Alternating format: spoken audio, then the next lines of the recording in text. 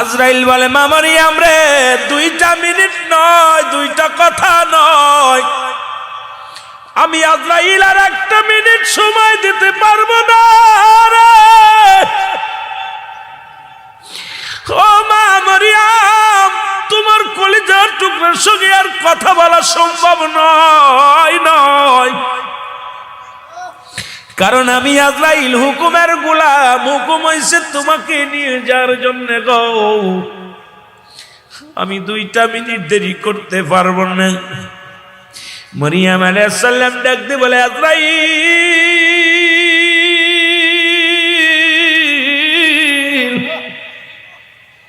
একটু অপেক্ষা কর, আমি বিদায় নিয়ে যাব, আমি তোমারে বাধা দিব না। তবে আমার কলিজার টুকরা সন্তান, মা বিনে বড় কষ্ট হবে রে। আমি সারা পৃথিবীর মধ্যে আর কেউ নাই, আমি আমার কলিজার টুকরা সন্তানের 2টা